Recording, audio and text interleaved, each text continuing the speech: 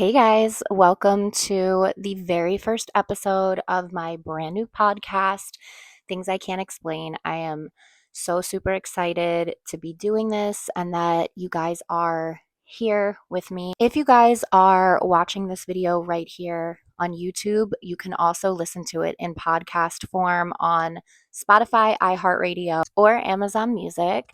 If you guys do enjoy my content, if you enjoy this video, I would super appreciate it if you would subscribe to my YouTube channel and follow me on my social media, which I will be linking in the description box. This is the second time I actually have filmed this video. I was all ready to go yesterday and I just kind of hated how it turned out because I felt like I wasn't being authentic and I was just trying to make it this super perfectly produced, perfect backdrop kind of setup, and it just wasn't me. My whole idea and vibe for this podcast is to feel like you're hanging out with your friends. Some of my favorite memories and like my favorite thing to do is like hang out at someone's house and you're just chilling in your sweatpants, sharing stories, talking, having a snack, and that's what I want this to feel like. Like you're sitting with a friend and talking and relaxing, and you've got like the cozy vibes going. So the setup might change again. I don't know. But for now, I really love how this looks at the moment. So we also have our special guest co host, Oliver, here. He might make a surprise appearance. I don't know. But without further ado, let's get into the first episode. So, today I really want to talk about my first experiences with what I would consider to be the paranormal, unexplainable experiences. Um, I am someone who has had these kinds of experiences my entire life and starting in very early childhood. I think when they first started, I didn't have the mindset to think it was something unexplainable or paranormal or supernatural. I was just a kid and I kind of went along with it, like go with the flow. But I was also an abnormally terrified child, if that makes sense. And that was something else I didn't realize until I was much older looking back. I know that the majority of kids are scared of the dark, scared of what's under the bed, that kind of thing. But I was a child that I almost felt paranoid, which is crazy to say. And especially like my mom never let me watch scary movies or anything like that. So I really had no reason to be feeling the way that I felt. But I constantly felt like there was something behind me. That's the feeling that I always had, like something was right behind my back and I never felt alone. I never wanted to be alone because of this feeling. I really hated like playing by myself in my room or, going into other parts of the house by myself. And because of that feeling, as I got older and that feeling continued on and like I had more experiences and understood these things more, I really genuinely feel like there is or was something attached to me. So once I had these experiences as a child, I felt like from then on out, it was kind of just something I dealt with and something that I don't want to say I was used to, but like was constantly happening. And there was two isolated incidences that happened and then one sort of ongoing experience or situation that I want to talk about that all happened in an apartment that I lived in with my mom and dad when I was little. I was about 7 years old and we lived on the third floor of this apartment. It was fairly small, 2 bedrooms.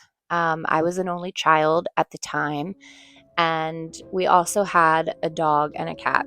The dog was primarily my dog. She was a toy poodle, so she was relatively small, and she slept with me every single night. The cat I was a little allergic to, so I played with her and stuff, but she was never in my room too much, especially at night. Like, she never slept with me. She was never in my bed. And I always slept with my door closed. And part of that reason was because I was such a terrified child. I never got up in the middle of the night to go to the bathroom. I never got up like to go get a snack or go get a drink. I always had water in my room, like on the table by my bed. And once my mom tucked me in, like, I was not moving because I just felt petrified, like something was in my room with me. And so the one experience that I had that was sort of like this ongoing situation was in my room. I had this very tall dresser, and it was opposite my bed, like on the opposite wall, opposite from the foot of my bed. And on the dresser, I had like little knickknacks and toys and things, whatever a little kid has, maybe like McDonald's toys, I don't know. And then I also had a lamp, and it was a glass Tiffany lamp. So the body was glass and the shade was glass, but it's set in sort of like a metal circular ring, the shade set in the ring. And so anytime you walked by, it would kind of like rattle, the shade would rattle in the lamp. And I just remember, I don't remember like the first time this happened, but I remember it being a thing where I feel like this happened honestly every single night. And if not, it was multiple nights a week. But there would be a point in the night, like after I got tucked in, where this dresser would pretty violently or like aggressively shake. And it would shake hard enough that the little toys and things that I had on there would rattle, and the lampshade would rattle in the frame. And I don't really know what I thought was happening. Like I said, at that time, I wasn't really of the mindset of like ghosts or anything like that, but I knew it was weird. And I also realized that this wasn't happening anywhere else in my room. It wasn't happening anywhere else in the apartment. It was strictly isolated to the dresser, and my bed wasn't shaking, the floor wasn't shaking, nothing else in the room. But this would happen consistently for several minutes every single night. And I think I can remember mentioning this to my mom and her being like, oh, it's probably traffic driving by, like making it shake. And I think at the time I was like, okay, like, you know, whatever your mom says, you don't really question it. But as I got older and I looked back at that situation, I was like, that doesn't really make a lot of sense, because the building that we were in was all the way at the back of the apartment complex. And it was like, there were buildings next to us, but it was like the last row of buildings. And so the front of our building was facing a parking lot, and the back was towards like a wooded area. And so, yeah, of course, like cars were driving in the parking lot, but not multiple vehicles speeding through at once. And the main road was kind of like on the opposite end of the parking lot and like up a hill. So in order to get to it, you kind of had to go like this winding road to get out onto the main road. And it wasn't a highway. It's just a regular like 2-lane road. There's stop signs and red lights. And so as I got older and I thought about this, I'm like, I think it's a little strange. Like, could it be traffic? Maybe, but it was only happening at night. It would never happen during the day, which you would think it would be happening more during the day when there's more traffic. And it never happened in any other areas of the apartment or any other parts of my room. And so that was like one of the kind of freaky things that happened there. So the next thing that happened that was a one-time thing, thankfully, was I am in bed one night. My mom had tucked me in. I had the lamp on in my room, like on the table next to me, because like I said, I was super terrified as a child, and a lot of times even just having a nightlight was not enough for me. And so I am in bed. I have a really hard time falling asleep. My dog is in bed with me, and she's like down at the foot of the bed. And of course, my bedroom door is closed. Everything's like all in its place. And I fall asleep, and the next thing I know, I feel like movement across my body. And it felt like someone had their hand in a fist and was like pushing it into my stomach and dragging it along my stomach like very quickly. And I wake up. It didn't really feel like I had been asleep for too long. But I'm a little disoriented, and I think my first thought was like my dog jumped on me for some reason or something like that, which she never did. She was not one to like get up in the middle of the night and get up and down or anything like that. But I look at the end of the bed. She's in the exact same spot that she was when I fell asleep, and I'm just trying to figure out what that could have been. And I look down. I realize that my covers are completely all the way at the bottom of the bed, only covering my feet. Like the blanket and the sheet are pushed all the way down. But it wasn't like I had kicked them and they were all balled up or like twisted. It was like they were intentionally like pulled down neatly at the bottom of the bed. And my nightgown was lifted up and my entire stomach was exposed. And again, at this point, like, I wasn't necessarily scared, which is crazy to think of. Like, if this happened to me now, I would be petrified. But I look down and I see I have 3 big scratches on my stomach, and they're going, in the direction that I felt that like dragging feeling. And it was from my right hip up until like under the left side of my rib cage. And they weren't gashes by any means. I wasn't bleeding, but my skin was, cut open. And I think my next thought, which all of these thoughts are happening like very quickly for me, but I'm like, oh, the cat scratched me. The cat's in here. She ran across me and scratched me. But like, again, thinking about it logically now, it didn't make much sense because our cat was declawed, so her 2 front feet, she had no claws. She did have claws on her back feet, but if you've ever been scratched by a cat, especially like with their front claws, it's normally just 1 or 2 claws. Like they don't typically scratch with like all 5. I'm not saying they never do, but like that's not usually a thing. And so they also don't scratch with their back feet. I'm thinking, okay, like maybe something scared her and she ran across me and somehow only 3 of her claws got me out of both of her back feet. Could that have happened? Sure. I think it was very incredibly weird that my blankets were down, my nightgown was up. Like there were a lot of things that would have to align perfectly for this to have been my cat. But the biggest and most obvious thing was she was not in my room. And it's incredibly crazy that I did this because, again, like if this happened to me now, you would not catch me doing this as an adult. But I think because I was so convinced it was my cat and I was kind of like half asleep, I get out of bed and I get down on the floor and I look under my bed for the cat, and she's not there. And that's typically like where she would be if she ever did come into my room during the day. There was nowhere else for her to hide in that room. And, like I said, it was an apartment, so it was small. So I'm just like standing there and she's nowhere to be found. My door is still closed. My closet door is closed. And the closet doors were sliding doors. So they didn't have a knob or anything that the cat could have like hit it and opened it. Everything was exactly as it was prior to me falling asleep. But I still think for some reason in my mind, I was like, it was the cat.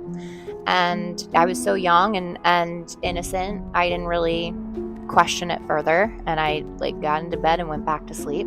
I do remember the next day, my mom was either like helping me get dressed or helping me get ready or something. And she saw the scratches, and I remember her asking me about it, but I think because I was so convinced it was the cat, I didn't say to her like, well, I woke up like this, and I think it was the cat. I think I just told her, it was the cat, and she didn't really question it.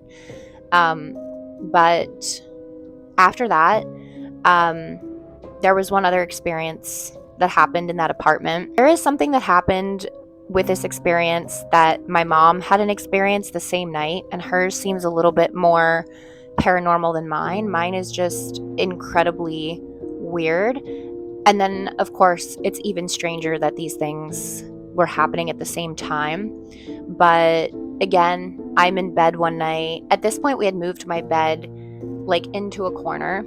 And so, like, part of my bed was against the window. And this particular night, I had turned out my lamp, but I did have a nightlight. But because the apartment, my window was facing the parking lot, it was never completely dark in that bedroom anyway, because of like the lights, the street lights, and the lights in the parking lot and that kind of thing. But I just remember I'm laying there. I had not been to sleep yet at all. I'm staring at the ceiling, and there is this incredibly bright light suddenly shining in my window, like so bright it lit up my entire room. And I didn't really think about what it could have been. My instinct was to get up and look out my window to see what was going on. And I look down into the parking lot, and I see several people out there in what looked like lab coats, like white lab coats or like doctor's coats. And they had flashlights, and they were looking into people's car windows. And I'm like watching and thinking like they're looking for someone. The whole white coat thing doesn't make sense to me because, of course, you can look back and say like, oh, maybe it was the police, like looking for something or someone. But they were wearing like long white doctor's coats. And then a couple people also had trays, like carts on wheels, and it's the kind of carts that you would see like in a hospital that the nurses like have patients' food on, like with different shelves. But from where I was, I couldn't see anything on these carts, and it was like they were kind of just like moving haphazardly through the parking lot. So I didn't really know what I was looking at, but again, in my little brain, I was like, well, I don't know, and I just like go back to bed. And so I do remember telling my parents about it the next day, and I remember them being like very interested in what I was saying and like asking me a lot of questions and trying to find a lot of details out. And it didn't really scare me, but I kept thinking, oh, this is weird. Like, I guess this is something, because I think that like maybe I thought I possibly could have been dreaming. But because my parents were questioning it so much and like so invested, I was like, oh, okay, I guess this really did happen, and like this is important. But I don't really remember if we came to a conclusion or anything like that. Not that that was like paranormal or anything, but obviously incredibly odd. And so these little like events and incidences that happened in the apartment, I kind of forgot about for a while, and I didn't really remember until like the strange activity and things started happening again when I got older. I think what happened in the apartment I probably would have like brushed off and maybe never even remembered, but because I kept having so many crazy things happening, I started trying to like piece things together and remember, the first time I experienced something.